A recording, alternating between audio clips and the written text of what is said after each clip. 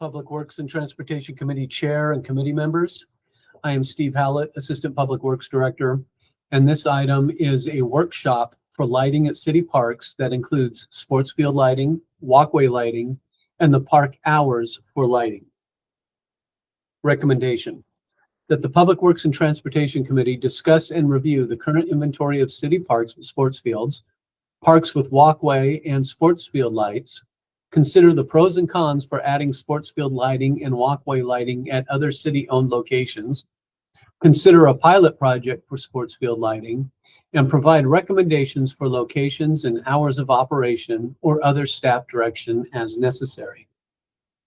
Background: based on the national average of parks and park amenities from data provided by the National Recreation and Parks Association that is contained in the Oxnard 2021 Parks and Recreation Master Plan, the city of Oxnard is deficient in the number of soccer and multi-purpose fields for a population the size of Oxnard.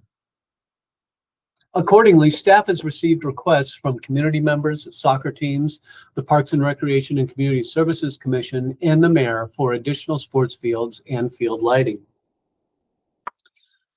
The master plan has identified two key findings. Key finding number 2 is that Oxnard is significantly below the national parks and recreation standards for soccer fields and multi-purpose fields. And key finding number 7, soccer is the most popular sport throughout the community. The master plan also states that there are approximately 250 youth soccer teams and approximately 50 to 60 adult soccer teams in the city of Oxnard, but the city only has 8 dedicated programmable soccer fields. Per the national average for a population the size of Oxnard, the master plan has identified that the city needs a total of 16 soccer fields and 27 multi-purpose fields that can also accommodate soccer. The following locations, which when designed and ultimately constructed as part of future capital improvements, will provide additional sports fields. The first one is College Park. In January of 2023, the City Council designated the future use of College Park to be a soccer complex. However, the undeveloped portion of the park does not have an identified project in the CIP except for the Aquatic Center. The second location is the Sports Park. This project is listed on page 90 of the 2025 through 29 Oxnard Capital Improvements Plan, but has limited funding for preliminary design work. On January 17th, 2023, the City Council designated the future use at the sports park to be a baseball-softball complex. This is supported by a recommendation in the Parks and Recreation Master Plan. The Master Plan calls for improvements at Durley Park and the future sports park to consolidate resources for both baseball and softball. The Durley Park improvements have bid-ready design plans and specifications with funding available from the State Parks Grant. This information is listed on page 75 of the 2025 through 29 Oxnard CIP.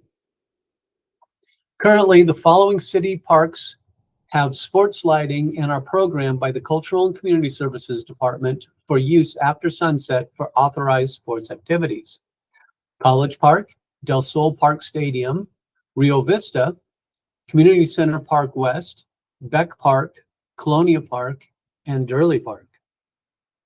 The following are sports fields that are programmed by the Cultural and Community Services Department that do not have sports field lighting. These include Del Sol Park East, Southwest Community Park, Via Marina Neighborhood Park, River Ridge, which is the Cowboys practice fields, Eastwood Neighborhood Park, Carty Neighborhood Park, and Johnson Creek Park. Current condition for lighting. Throughout all city parks, especially during the fall and winter months when the afternoon daylight hours are limited, many youth teams set up makeshift temporary lighting to extend their practice times into the evening. This is a concern for the following reasons. First, makeshift lighting may not be adequate for user safety. Second, limited ability to track and fairly program usable public areas for equitable use across deserving sports groups. Third, the lighting may be disturbing to the residents around the neighborhood parks. Fourth, noise generated by the users, such as whistles. And fifth, the continual use of these parks may cause excessive wear in the turf, sometimes creating noticeable dirt areas. Looking at the historical use of parks for sports activities with makeshift temporary lighting, the Community Development and Code Enforcement team has provided the following locations with such activity as of July of 2025. Southwest Community Park, Rio Lindo Park, Camino del Sol Park, East Village Park, West Village Park, and Central Park. Pilot project. From different perspectives, there can be pros and cons to permanently adding sports field lighting to existing city parks. Some of the pros include creating more spaces for activities that are currently limited and positive activities for youth and adults that promote exercise, teamwork, sportsmanship, and occupy their time. Some of the cons include light, noise, and parking issues that may impact surrounding residents. Additional wear in turf and additional field maintenance performed by the Parks Division, and additional administration for field use and scheduling by the Cultural and Community Services Department. Instead of committing to adding permanent lighting to an existing park, staff recommends a pilot project to provide the community, both the users of the fields and the surrounding neighborhood, the opportunity to have input on the pros and cons of permanent lighting at a park that was not originally designed for this programming. The criteria that staff recommends for evaluating the pilot project include, but are not limited to, the amount of usable space for the fields for the new and enhanced lighting, the additional programming that will be available by lighting these fields, the amount of lighting from new and enhanced lighting, any parking impacts to the neighborhood, any noise impacts to the neighborhood, any long-term maintenance impacts to the turf or irrigation system, any police or security impacts, and the restroom needs and impacts with existing or rented facilities. If funding is identified and approved by the City Council, it is estimated to take 6 to 12 months before the pilot project is operational due to the workload for existing capital projects, design and permitting requirements, and procurement timelines. Staff recommends the pilot project remain in place for 12 months to fully assess the benefits and challenges for the location of the pilot project. Upon completion of the 12-month pilot project, a report to the City Council will be made that will be based upon the criteria established to evaluate the program. The following data is provided to assist this workshop. The cost for field lighting. Staff researched options to add solar lighting in lieu of traditional hardwire lighting to keep costs to a minimum, reduce design and permitting requirements, and minimize construction time. However, based upon discussions with lighting companies, solar lights are not capable of providing a sufficient level of lighting for youth sports. Current technology is sufficient to light an area that is only as large as a tennis court. Therefore, traditional powered, i.e., hard connections from Southern California Edison LED lighting designed for sports fields is necessary. The estimated cost to install an LED lighting system for one standard soccer field is $640,000. This price includes soft costs and providing a new electrical service. One standard soccer field may be used by up to 4 youth teams for practice. These include U12, U10, and U6. The utility costs are subject to actual use. Based on the field use at College Park, the annual electrical costs are estimated to be $10,000 per field.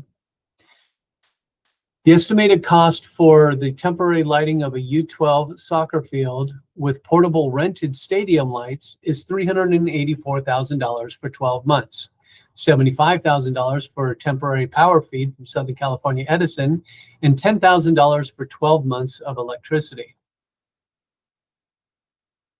Cameras. The master plan supports relying more on surveillance cameras in the parks. The police department supports the idea of expanded nighttime hours in city parks, provided that expanded hours parks have amenities and support activities. Park lighting is adequate and cameras are installed.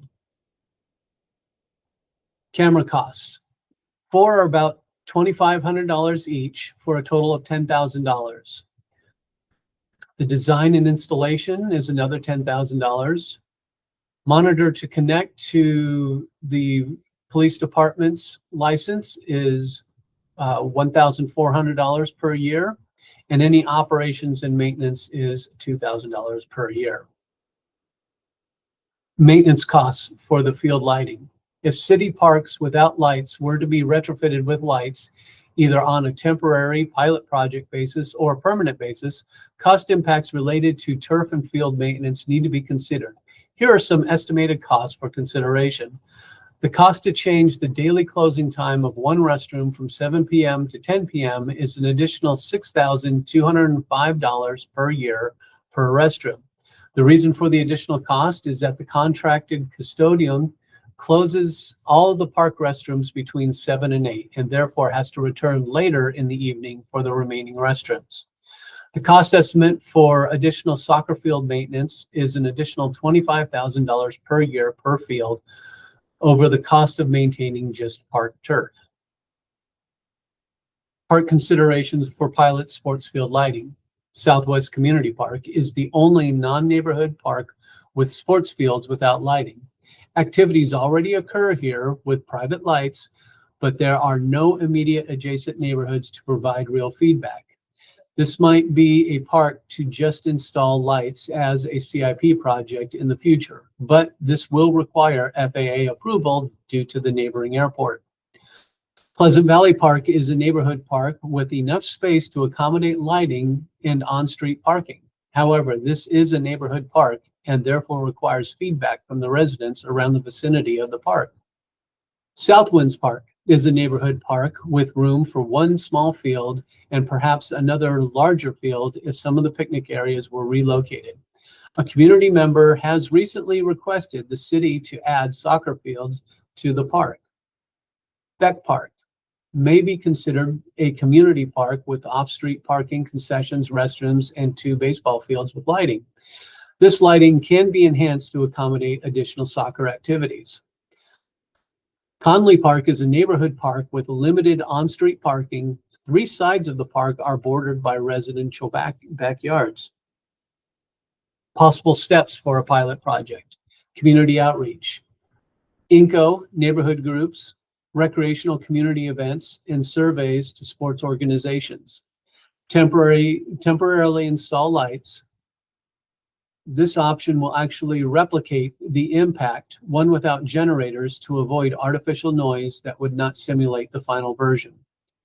Program fields through cultural and community services for practices and games through the Facilitron system based on our use policy to accommodate scheduling practices.